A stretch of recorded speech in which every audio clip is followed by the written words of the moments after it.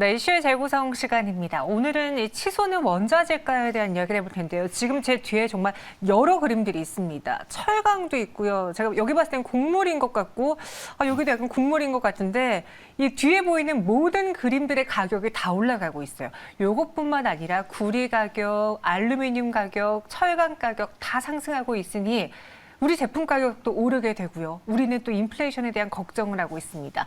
근데 확실히 증시에서는요, 이를 가격을 제품에 전가시킬 수 있느냐 없느냐에 따라서 또 수혜 피해가 나뉘어지거든요. 자세하게 설명해 드리도록 할게요. 하이투자증권 강북 WM센터 이화진 과장님과 함께하겠습니다. 어서 오세요. 네, 안녕하세요. 네, 안녕하세요. 아까 고민을 했어요. 이게 물가 같이 상의를 해봤는데 도통 답이 안 나와서 넘어갔는데요. 지금 모든 원자재가들 뭐 천연가스나 유가는 말할 것도 없고요. 그렇죠. 다 오르고 있는 상황인데 얼마나 지금 오른 상황이고 여기서 얼마나 더 오를 걸로 예상하고 있는지 이화정 과장님 어떻게 보십니까? 우선은 니켈 가격도 그렇고 말씀드린 것처럼 많은 원자재 가격이 최근에 많이 상승을 해왔는데 사실 어떻게 보면 2019년을 기준으로 해서 어떻게 보면 추세적인 상승은 계속 꾸준히 이어왔었습니다. 하지만 최근에 이제 워낙 급격하게 상승을 하다 보니까 이제 오늘 우리 국내 시장 같은 경우에도 이제 원자재 관련 이슈들이 많이 나왔던 부분인데요. 어떻게 보면 이제 우크라이나 사태가 계속 이런 부분들이 상승을 주도했던 부분이 있고 변동성은 어떻게 보면 이게 조용해질 때까지 조금은 변동성 확대될 것으로 보이긴 합니다만은 사실 이제 우크라이나 사태가 장기화되거나 이제 어떻게 보면 빨리 끝나게 된다고 하면은 그만큼 사실 이런 원자재 가격에 대한 상승 탄력은 조금 둔화되지 않을까 좀 그렇게 생각하고 있습니다. 네. 사실 이 우크라이나 전쟁으로 인해서 그 가격의 상승폭이 단기간에 더 가팔라지긴 했지만 코로나 이후에 계속 올라가고 있던 게 원자재 가격이었거든요. 그래서 지금 이렇게 물가가 치솟게 됐습니다. 이 지정적 리스크에다가 물가 상승까지 더해지면서 증시가 전체적으로 발목을 잡혔어요. 우리의 통장도 발목을 좀 잡힌 상황인데 이럴 때 어떤 대응 전략을 세워야 될지.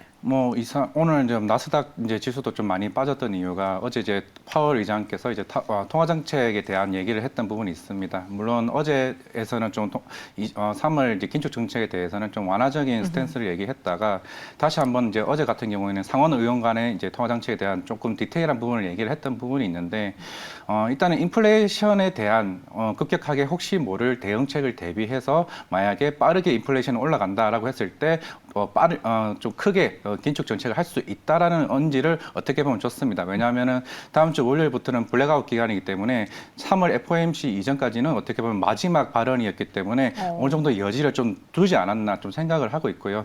근데 그렇기 때문에 이제 3월 17일 있을 이제 3월 FOMC 일단 전후로 해서는 어느 정도 좀 불확실성이 조금 둔화되지 않을까 좀 그렇게 생각을 하고 있고요.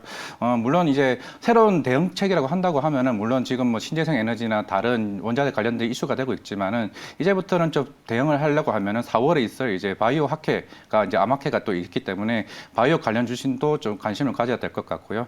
그리고 대선 이후 됐을 때 건자재나 이제 건설 관련 이슈도 조금 챙겨봐야 되지 않나 생각하고 있습니다. 네, 업종별도 순환매에 따라서 우리가 수급 차별화가 예상되기 때문에 좀 잘 골라봐야 된다. 그리고 더불어서 4월에 있을 그 이슈를 봐서 제약바이오 쪽을 눈여겨보는 것도 하나의 전략이다라고 했습니다. 그럼 지금 우리가 가장 예의주시하고 있는 이런 물가 상승, 원자재가 상승으로 인해서 수혜 피해 어떻게 나뉘어지는지 한번 지금부터 뜯어볼게요. 첫 번째, 이 곡물가가 오른다고 하면서 사료주, 비료주들이 올랐어요. 네. 그래서 투자자분들은 아니 비싼 값에 사와야 되는데 왜 사료 회사들이 좋아? 라고 생각할 수 있지만 무엇보다 가격 전가가 좀 용이하다. 우리 돼지들, 소들 밥 먹여야 되잖아요. 그렇기 때문에 아무리 사료가가 올라도 쓸 수밖에 없다. 그래서 가격이 오른다고 들었어요, 주가가. 네, 오늘 시장에서도 얘기가 나왔지만 효성 OMB 같은 것도 오늘 곡물 가격 때문에 상승을 했고 네. 한탑도 오늘 어떻게 보면 상한가까지 이제 상하는 모습을 보였는데 사실 이제 매수 전략을 여기서 따라간다고 한다는 거는 사실 큰 의미가 없는 게 사실 결국 이런 이제 우크라이나 쪽으로 해서 이제 곡물 가격 때문에 가격이 많이 상승하는 부분도 없지 않아 있기 때문에 만약 이런 이슈가 갑자기 바뀐다고 하게 되면은 결국 이런 요인들은 수급 요인으로 굉장히 주가가 많이 올랐던 부분이 있지 않습니까? 그럼 그렇게 되면은 우리가 오늘 같은 경우도 원전 같은 폭파 관련도 우리가 알 수 있는 영역이 아닌 상태에서 갑자기 이런 부분에 수급적인 요인이 올랐다. 근데 내일 갑자기 해담 자체가 좋아졌다. 이래버리면은 빠지는 것도 굉장히 급격하게 빠질 수 있는 요인이 될 수가 있습니다. 물론 3차 회담은 다음 주로 이제 미뤄지긴 했습니다만은 항상 이런 지정학 리스크에 대한 부분은 우리가 항상 경계를 해야 되는 부분이고 스스로가 이제 트레이딩 쪽으로 자신이 없다 하시면은 굳이 여기에 대해서는 매수 전략은 조금 조심스럽게 해야 되지 않나 생각하고 있습니다. 저는 곡물가 상승으로 인해서 사료주로 좀 시장의 그 인플레이션 효과를 오히려 나는 수익으로 누려볼 수 있나라고 생각을 했는데 지금 이슈 때문에 수급이 붙어서 과하게 올랐기 때문에 여기서 또 곡물가가 조금만 내리면 수급이 다 빠질 수 있다. 그럼 여러분들 물리실 수 있기에 단기적으로 접근하는 거는 좀 힘들어 보인다라고 의견 주셨습니다. 트레이딩에 용하신 분들이야 뭐 모르겠지만 어려우신 분들이 충분히 있을 테니까 그런 의견 주셨고요. 그럼 음식료주들도 요즘 뭐 물가가 베스킨라빈스 좋아하세요? 아, 네, 좋아합니다. 그 가격이 올랐어요. 그 싱글컵 하나에도 500원이 오르고 다 오르고 있는데 그럼 이런 것 때문에 음식료주들도 앞서 사료와 같이 좀 부정적으로 봐야 되는지 아니면 이들은 좀 다르게 봐야 되는지? 이건 좀 다르게 봐야 될 것 같은 게 사실 음식료 업종 같은 경우는 이제 가격이 오른다고 해서 가격이 좀 수요가 비탄력적인 상황이기 때문에 네. 실제로 우리가 이제 하이트 진로 같은 경우도 최근에 주류 업종이 이제 소주가 인상을 했고 최근에 다시 또 맥주가 인상이 좀 얘기가 나오고 있기 때문에 실제로 소주가 인상만 했을 때도 하이트 진로 같은 경우는 올해 매출이 900억 정도가 상승을 합니다. 물론 원가 부담이 600억을 제외하더라도 300억만큼의 영업이익이 올해 나올 수 있는 상황이기 때문에 그리고 오늘 또 이제 거리두기 완화로 이제 11시까지 음식점이 여는 상황이기 때문에 일단 매출 자체가 긍정적인 이슈가 나올 수 있고요. 그리고 지금 이제 4월 1일부터 맥주가 역시 세금 때문에 인상을 하게 되는 상황입니다. 실제로 맥주 가격까지 인상을 하게 되면 만약에 올해 하이트 진로 역시 아까 말씀드린 것처럼 900억 매출이 나올 수가 있는 상태에서 맥주가까지 나온다고 하면은 실제적으로 영업이익 자체가 굉장히 좋아질 수 있는 회사이기 때문에 소비재 업종은 그래도 올해 좀 관심을 가져야 되는 상황 중에서 그나마 인플레이션 가격 하에 조금 관심 받는 종목이 되지 않을까 싶습니다. 사료, 비료주랑은 조금 다른 의견 주셨습니다. 오히려 인플레이션 시기에 우리가 눈여겨봐야 될 음식료주다. 그리고 얘를 하이트 진로로 또 소주 맥주 인상 이야기를 해주셨고요. 반대로 타격을 받는 기업들도 있는데 이게 원자재 가격 급등 때문에 건설업계에 직격탄이 떨어졌다라는 기사를 봤어요. 그러니까 뭔가를 지을 때 그 안에 뭐 나무도 들어가죠, 철근도 들어가죠, 시멘트 맞아요. 들어가죠, 또 건자재 다 들어가잖아요. 이거를 건설업계들이 부동산 가격, 분양가로 전이시킬 수 있는 거예요? 아니면 이들의 마진이 줄어드는 거예요? 일단은 뭐 회사의 대응책에 따라 다르겠지만은 뭐 최근에 주가가 대형 건설사 위주로 좀 많이 올라왔던 부분이 있습니다. 네. 물론 이제 철근 콘크리트 업계에서도 이런 단가 인상에 대한 우려가 계속 나오다 보니까 그럼 주택 공급에 대한 지연 우려도 계속 나올 수 있는 부분이고 하지만 대형 건설사 같은 경우에는 이런 공급 계약을 맺을 때 연 단위로 이제 공급 계약을 맺는 상태이기 때문에 오히려 중소형 건설사와 다르게 대형 건설사는 이 부분에서 조금은 리스크가 제한이 될 수 있다 말씀을 드릴 수 있고 물론 다음 주에 대선이 있겠습니다만은 이제 대선 후보들 간에 이제 건설 정책주와 관련된 이슈가 계속 나올 수 있는 부분이기 때문에 차라리 중소형 건설주보다는 대형 건설사 그리고 어제 이슈가 됐던 인테리어 업체도 어떻게 보면 그동안 많이 빠졌던 부분에서 사이클 이슈가 있던 부분을 좀 관심을 가져야 되지 않나 생각합니다. 네, 그래서 지금 건설 이야기해 주셨고요. 저희 아까 앞서 대우건설 이야기하면서 건설주 살짝 언급했는데 시청자분께서 혹시 시멘트주들의 경우에는 어떻게 보는지 좀 그 부분을 여쭤보셨거든요. 이 원자재도 오른다면 시멘트 가격도 오르는 거 아니에요?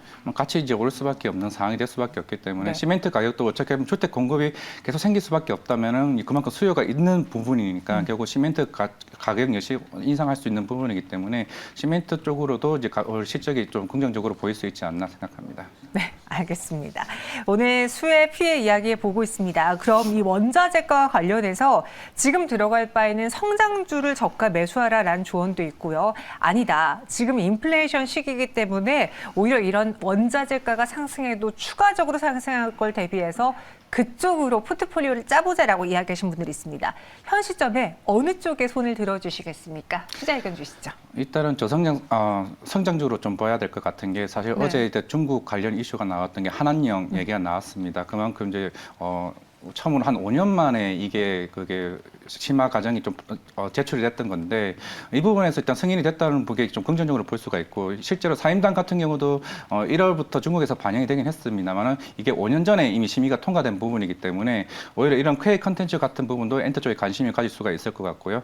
그리고 바이오 같은 경우도 그동안 주가가 많이 빠졌던 부분에서 어떻게 보면 제가 금방 말씀드린 4월부터 새로운 이제 이벤트가 있다는 부분이 최근에 또 3월 셀트리온도 어제 같은 이슈가 나왔지만은 향후 바이오의 투심이 다시 살아날 수 있지 않나 좀 생각하고 있습니다. 네, 그래서 제약바이오 성장 쪽 이야기해 주셨고요. 그 안에서 종목을 꼽아보자면 저희가 근데 마침 오늘 이 종목 이야기를 예. 다른 분이 또 선호주를 꼽고 가셨어요. 네. 확실히 좋은 종목을 일치되나 봐요.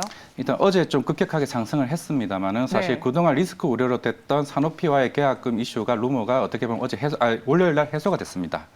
예, 그런 계약금이 해소가 되면서 이제 없었던 부분, 사실 계약금이 900억이 들어오고 단기 마이스톤 계약금만 해도 450억이 나오는데 작년 이제 매출액만 따졌을 때 80억이 나오는데 만약에 이런 계약금이 다 들어오게 되면 올해 1,450억이 들어오게 되거든요.